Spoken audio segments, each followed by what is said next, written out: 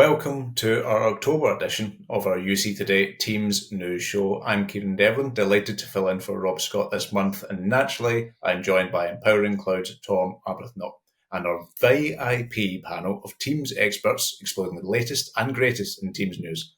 Tom, how are you doing?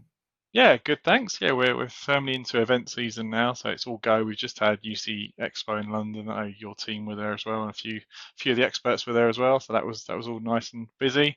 And we're on the countdown to Microsoft Ignite, where the big news comes as well. So not long till that, but still got some pretty exciting news this month as well. Absolutely. It was great to meet in person, and you nailed it. We do have some exciting news to touch on before Ignite kicks off next month. Let's begin with some eye-catching updates to Teams Phone, Tom. You know, there's pay-as-you-go calling plans, callbacks for call queues, and many, many more. What are you expecting with these new updates? Why are they so exciting in your view? Yeah, so it's nice, always nice to see phone updates. That's kind of the core for a lot of people. Though often it's a lot of the exciting stuff is not in phone, but phone got some important updates this month. So, first one is a bit of an insider thing, but Microsoft have offered pay-as-you-go calling plans for quite a while. But if your tenant was based in the US, i.e., you set up a Office 365 instance in the US, you couldn't actually buy pay-as-you-go calling plans for non-US countries. So if you think about a multinational, they have to choose their primary location for their tenant, but they'll have countries all over the world. And it's all to do with kind of tax implications and things. It's not a technical limitation.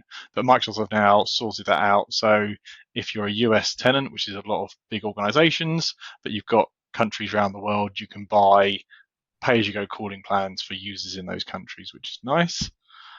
We also got, as you said, callback for call queues. So this is an interesting feature. This is the ability for someone who's calling in to a call queue, kind of like a contact center type scenario. They can press DTMF tone 5 to be called back rather than wait in the queue.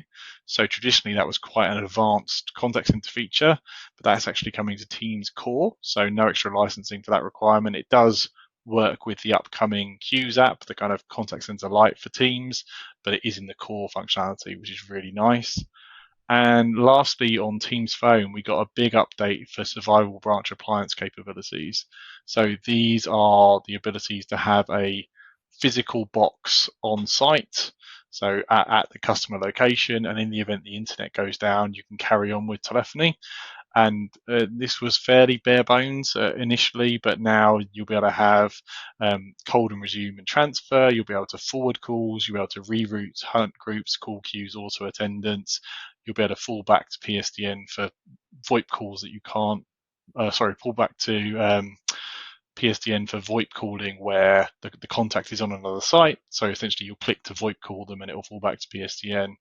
And there's more work being done in that survival branch appliance story. So right now, we're sort of limited in our resiliency story in that the users have to have a authentication token, and that's valid for up to 24 hours, but it can be less. It could be theoretically as little as an hour. So more work is being done on SBA, and this is kind of the start of a conversation, but nice to see that work being done. And I guess sticking with the voice side of things, it's quite impressive that Microsoft is very asserting its dominance in this sphere by confirming that 103 Operator Connect operators are now covering 100 countries. What can you tell us about this news, Tom? Yeah, so this is a bit of a milestone for Operator Connect. So that is the model where operators have to formally certify with Microsoft. They have to meet support and technical requirements to integrate to Teams, and then they can essentially provision numbers directly into the Teams admin center. So you would go and sign up with your favorite operator, but it's all cloud to cloud delivery. And Microsoft, in a relatively short period of time, are now over 100 certified operators, and they're covering a combined 100 countries between all of them. So you're starting to get pretty good coverage in the cloud, where you can go true cloud PSTN replacement directly into Teams, choosing the operators you prefer directly from Teams, and it's all kind of a Teams portal experience in the Teams admin center. And moving on from Teams Phone, meeting recaps and artifacts will now automatically be shared in Microsoft Outlook after meetings. This is one of those just like real quality of life updates that will just make everything so much easier. One of those features that it seems so simple but so effective that in hindsight. But what can you tell us about this one? Yeah, you're spot on, Kieran. This is recaps, which are included in Teams Core or intelligent meeting recaps, which are part of Teams Premium, are one of those popular features in Teams in terms of giving you a quick summary of the meetings you've had. You can go and find those recaps in Teams, but it takes a few clicks, and now they're going to surface in Outlook. So for those that have the muscle memory of I had a meeting last week, I can go in Outlook, open the calendar invite, all the summary details will appear there, which is a really nice touch. I mean, it's kind of the muscle memory that a lot of people would expect to find it in the meeting appointments. And another compelling news, a new VDI solution for Teams on AVD/Windows 365 environments is now generally available. What can you give us a bit more detail on what this exactly means for customers? Yeah, this is a bit of a niche requirement. So it's VDI virtual desktops. So traditionally, VDI has lagged behind in terms of features and functionality from the normal Teams product. And it's a special flavor of Teams, but they've moved to having the same media engine in VDI as they do in the Teams Windows desktop client. And what that means to customers is they'll get more similar features to the standard full fat desktop client in VDI, and the code bases are the same. So the innovation will continue to come on VDI. Microsoft now have these cloud services, Azure Virtual Desktop and Windows 365, where they offer virtual desktops from the cloud. So they're much more invested in that VDI UC solution being kind of a solid experience. And this will flow through to the VDI players in due course as well. Moving on to Teams Rooms. Teams Rooms 5.2 has several compelling capabilities, including dynamic video tile resizing, cloud IntelliFrame potential for Teams Rooms on Windows, roster grouping for in-room participants through proximity join, and more. Graham, what are your thoughts on the Teams Rooms update? So this is like an evolution, keeps carrying on, it gets better over time. Like a fine wine, it matures the platform. So one of those really good features now is, we see ourselves here with many people on the call. So what it means for a user on their Teams desktop client, if there's many people in that meeting room, they'll get a bigger tile on their desktop client now because the cameras are able to be intelligent, they're doing people counting. So if there's only one person in the meeting space, then they'll get the normal sort of little small tile. But there's many people in there, it will expand and give it a better experience for those people remotely on their desktop. Then the other feature about Cloud IntelliFrame, so this will now indicate that the device is running Cloud IntelliFrame, so sending individual streams of people that are in the room. So if there's 4 people in the room, for example, we'll send 4 tiles to that Teams client as well. So a lot of these features, even though they're from the room, they're for the remote user at home or working remotely in Starbucks, coffee shops, and others available on there. And another nice feature is being able to, so if you walk in the room and you use a feature called proximity join, so you use your laptop or your mobile device to join the device and say, I want to use meeting room 6, it'll actually then group your name under meeting room 6 so you can actually see who's in the room. So this is a nice way to show who's in the room if you don't have features such as facial recognition. So if you haven't enrolled your face, it's not detecting you, but you've joined with your laptop or mobile device. So it's like an intermediate step in there to see who's in the room. So that's quite cool. And then a key one here is for, I think, really a lot in education, but also like team events and meetings, is breakout rooms. So being able to actually assign meeting room 6 a breakout room. Previously, before, it couldn't be moved, only people on the Teams clients. But now on Windows, you can actually move that Windows-based MTR into that breakout room as well. So some great updates there and more to come. And I'm sure we'll get announced very soon. The updates that allow for the IntelliFrame pieces and the more intelligent handling of the imaging of the different streams and individuals as it comes through is huge, because it's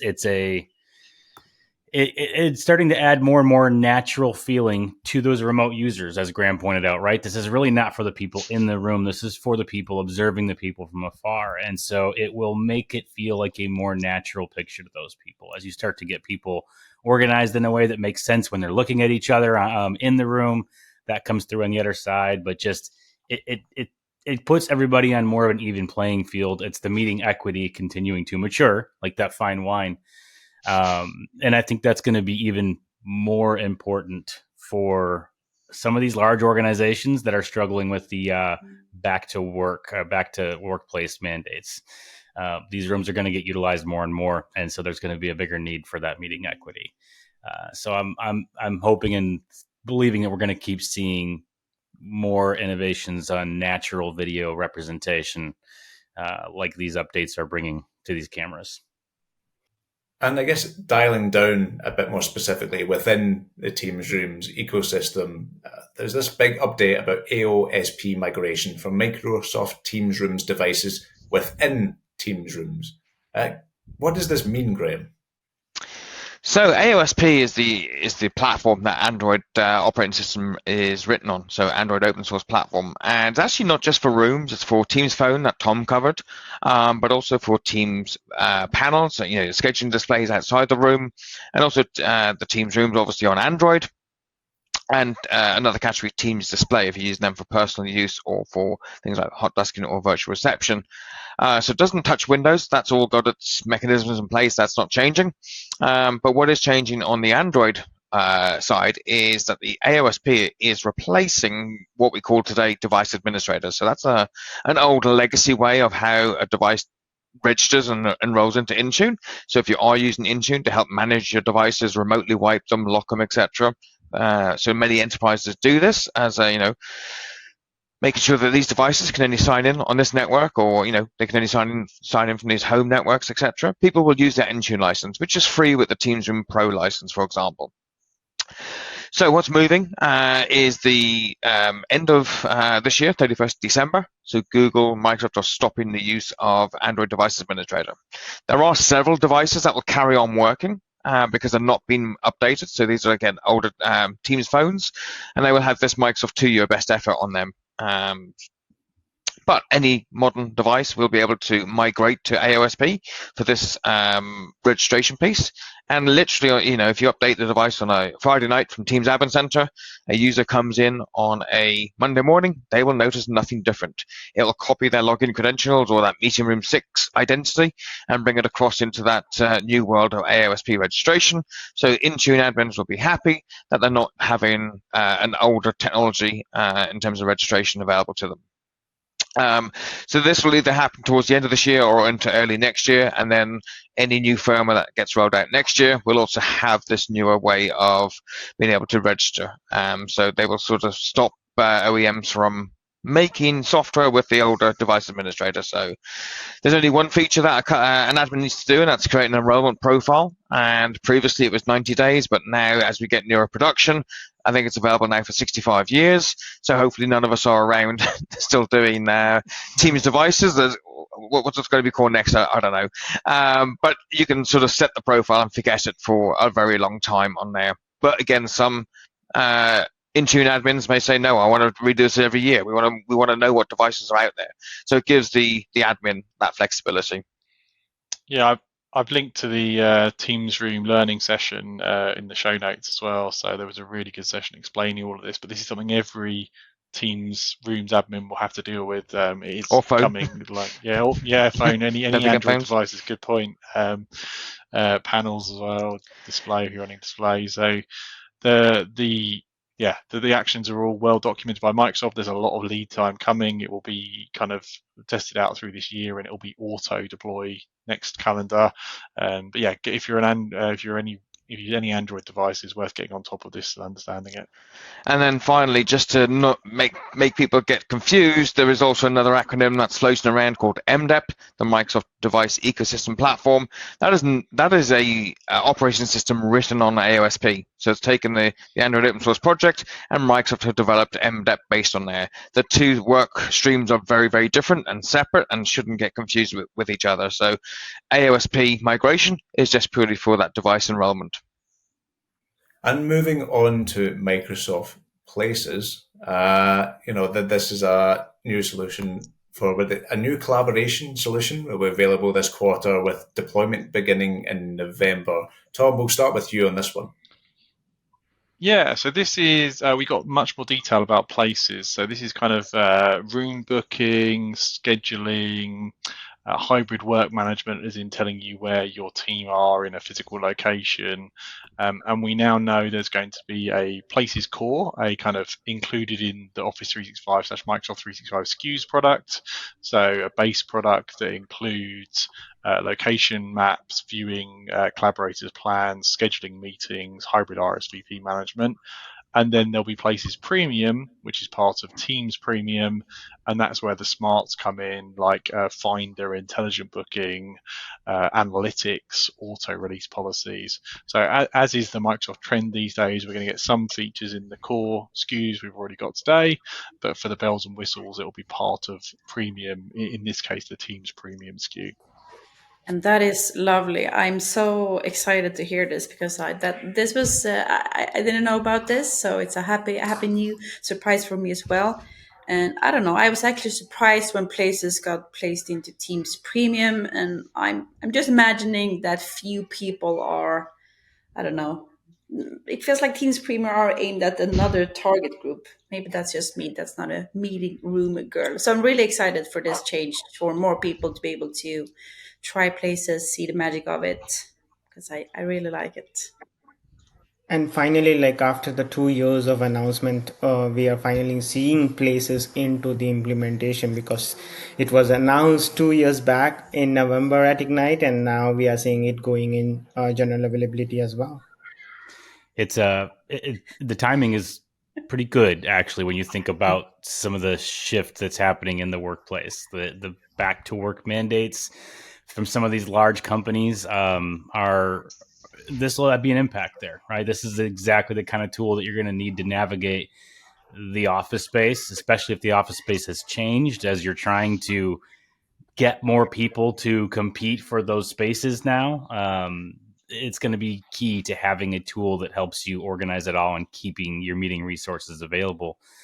I'm curious, though, with the advanced Teams Premium capabilities in Places Premium, whether that's going to drive more premium sales. Will that be one more thing that makes organizations reconsider whether they go Teams Premium or not? It really could have somewhat of an impact, especially in those larger orgs where they realize, wow, this is going to be so key to fostering a good, as good as it can be, return to office scenario. So yeah, it's one of those Teams Premium features where the license would apply to most users. So Teams Premium's got advanced webinar, it's got branding, it's got the intelligent meeting recap, which loads of people get value from, and then a lot of other niche features, virtual bookings, security. Security, I guess everybody gets. It's quite advanced watermarking and things, but Places could be, along with intelligent recap, a piece that most users get value from. And moving on to Copilot, everyone's favourite topic, and it has been quite a busy month for Copilot. I remember when getting the notification that there was to be this big event for Copilot, and we got the press kit through, and my word, there was an astonishing amount of updates to it. We've got this new Pages collaboration service, not to get mixed up with Places, of course, and as well as updates to Copilot in Teams, Excel, PowerPoint, OneDrive, basically almost entirely across the entire Microsoft ecosystem. Exciting times, Amanda? Yeah, now I almost feel a little bit embarrassed that I put on my Copilot shirt just for the event. It's I got it sometime, and I don't know. It's a nice logo. I like it. No, but Copilot Wave 2, that was a very fun event. It's fun to see that Microsoft are listening to the feedback from our experts, the users, and things are actually happening. So you mentioned Copilot Pages, and that is my favorite. I think it's sort of in Teams. I mean, most people use Copilot in Teams, maybe. Yeah, but so what are Copilot Pages? Before you just prompted your answers from Copilot, they're just there. Maybe you can copy paste them, add them to another context. But now, from that answer we get from Copilot, we can create a page and continuously collaborating around that answer from the prompt, which moves the answer from me to a team. And that page will be built on Microsoft Loop. That is a completely different story about the governance. I'm just happy that we can continue working on the cool answers we get from prompts from Copilot. So I am very excited for that. And now I'm going to hear from the rest of you guys about all the cool Teams stuff that we got during Wave 2. I mean, Pages is, I kind of came across it before really learning much about it, and it was a natural workflow from Teams into Pages. I saw that it was an option. I'm like, what even does that mean? Before I educated myself, and so I discovered Pages on the fly, and it was an amazing thing to understand what it was and how it centralized Copilot results, which was a big deal because I felt at times this is handy here in this app, but I feel like it's a bit trapped over here in this app, and I'd like to extract the answer I'm getting in a more central way. So this does that, but then the ability to work with people alongside that, I think that will help with scenarios where you maybe have someone, to use a very American term, pencil whip a response, right? They'll get a response and say, I'm just going to use that. I'm not going to pay much attention to what it said. It looks at a high level like it's going to do the trick nicely. When you're creating content, making something in Word or elsewhere, having to draft a response or a paper, you really want to make sure that whatever everything was returned to you as, that it is correct all the way through, that Copilot didn't forget something or give you an answer out of context. Having more eyes on that to validate, having your team look over it with you, I think will help those scenarios where one person might have the finger pointed back at them for not doing their own due diligence while using AI. And this is one of those areas where it brings humans into the workflow a little more as a team to make sure that when you are using AI, you're doing it in a way that everyone's accepting responsibility for in a team. So there's some really interesting applications for that. Yeah, you touched on a key point there, which is kind of making it multiplayer. Up to now, a lot of the Copilot scenarios have been an individual leveraging Copilot themselves. This is a first step forward on, hey, you can create something. This is built on Loop under the covers, and then share that document, co-edit that document, continue using AI to refine that document. One of the interesting things with Pages is it's being pushed to everybody with a Microsoft 365 or Office 365 license. So it doesn't require the M365 Copilot license. It actually only requires the Office 365 or Microsoft 365 license. Obviously, with Copilot, if you want to get into pulling from your SharePoint and OneDrive docs, your email, your meeting transcripts, or having the experience embedded in your PowerPoint, Outlook, Teams, that's still the M365 Copilot. But this is a really great value add for all Office 365 users, that their organizations have allowed them to use it to use Pages and collaborate. It's a clever hook, though, for those that don't yet have that Copilot license. It is. It's a good starter for 10, and then you're like, oh, this is powerful. It could be more powerful if it could read my email and my documents. Yeah. There's some smart business people over at that Microsoft company. So. And then just to recap on some of the announcements, there was lots of things that, if you've been paying attention, have been mentioned before. So Excel went generally available, and Copilot with Python in Excel went into preview. PowerPoint, there's an improved deck creation experience that can use your own branding. For Teams, we didn't really get a lot new. We just got the kind of formal announcement that Teams Copilot will be able to use the transcript and the chat text, which is a really big one for me personally. Certainly internally, we use chat almost like a note-taking and second meeting within the meeting. So Copilot being able to see those notes is really key. And then again, for UC people, the Word demo was all about the Word Copilot being able to reach out to access emails and meeting content without leaving Word. So Microsoft market Copilot as a single brand, but really it's hundreds of different Copilots all using AI in different ways. We're starting to see that world come together now, where the Copilots can reach data via graphs of different workloads and bring that in. So if you imagine building a report in Word after talking to a customer, you could leverage the content in those emails or in those meeting transcripts directly in Word without having to jump from app to app. I feel like the the meeting, you capturing chat in your meetings is almost addressed as a footnote in the news, but it's such a huge thing to me because I feel like in so many meetings, like you said, Tom, and there's just so many other instances of it. Half the meeting happens in the chat. There's a lot of people that don't pipe up over voice in the meeting or even turn on cameras, right? They just kind of stay hidden, but they will be active in chat.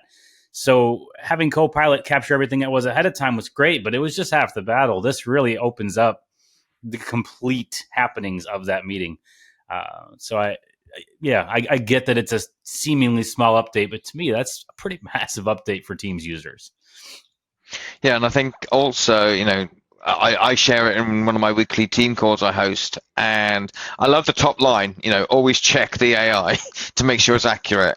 So a colleague said, the way I'm going to check it is by watching the recording. But it is a great summary. It does a great job, but obviously, you need to always fact check, what's going on to make sure it's 100%. Fantastic. And one final news story before we move on to the events of a very, very busy couple of months.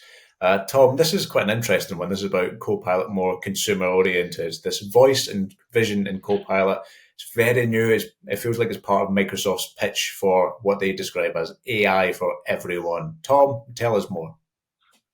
Yeah, so this is interesting to keep an eye on. So normally we talk more about business and enterprise and Microsoft 365 with Teams. But there is also a consumer story for Teams, which isn't that big, but then there's a consumer story for Copilot. So Microsoft call the consumer Copilot Microsoft Copilot to keep it nice and confusing, but this is the free version. If you don't sign in, or if you have a consumer account like an Outlook account or an Xbox account, and you can buy a premium version of that experience as well, which is $20 per user per month. What they've announced here is the consumer team get to run a bit faster potentially. So they are using Vision now, where essentially if you enable it, Copilot can look at photos or look at your desktop and see what's going on and interact with it. And Voice, where, as you'd expect, you can interact with voice. So if you've seen any of the OpenAI, more natural language speaking demos, you can infer the same type of experience. So this is interesting because it's worth keeping an eye on what Microsoft are doing in consumer, and you can kind of envision that will come to enterprise/business at some point, in which case we'll have probably natural language and the ability, a bit like we saw with Recall, is to see the desktop and interact, and perhaps even some kind of more advanced reasoning features which they've touted in consumer, which we will eventually see in the enterprise product as well.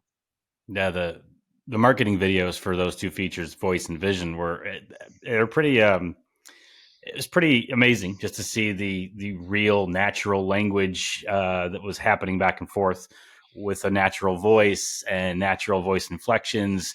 Going back to that element that we're all dealing with in various ways, a little bit of creepiness there, right? It almost felt like you're really talking to someone on the other end of it, like on a phone call. It'll be interesting to see the psychological makeups of people who have these attachments to their personal AIs one day. Yeah, we're all only going to talk to our personal AIs, aren't we? I think it's going to be crazy interesting if they get really good. Yeah. Well, we're all just living in Copilot's world, and that's not going to change anytime soon. Should we shift on to some of the major events that's coming, the forthcoming month and beyond? Tom, we are in a whirlwind event season. Maybe you can help us identify the very best. Yeah, there's a lot going on at the moment. So online, we've got Teams Fireside Chat as always. This month, we've got a Q's deep dive, so that's definitely worth checking out. We've also got the usual Teams Devices Ask Me Anything, which is led by Graham and a whole team of experts. So if you want to go deep on devices, that's always a good one. Big one looking a bit further out is Microsoft Ignite, which is November 19th to 21st. So that will be a huge dump of news and new features and capabilities across Copilot, Teams, and everything else Microsoft. I'll be there in person. I think a number of people on the podcast will be there in person as well. So we'll all catch up over there and keep you updated. If you're in the team space, there's a Converged Comms Partner Sales Bootcamp coming up, start of December. So if you're a partner, look out for that. And looking again further out to the end of November, post-Ignite, we've got our Microsoft UC User Group London. So that is deliberately timed just after Ignite. So we'll have all the Ignite news and updates in person in London for that one. Brilliant. Well, I think that's all we've got time for today. So I'd like to thank Tom and our insightful panel of guest speakers, as ever, for their time and perspectives. If you'd like to connect with us on LinkedIn to join in the ever-bustling Teams conversation, please reach out to myself, Tom, and the UC Today team, as well as our terrific panel. I've been Kieran Devlin, and this has been the UC Today Teams News Show. Thank you for watching.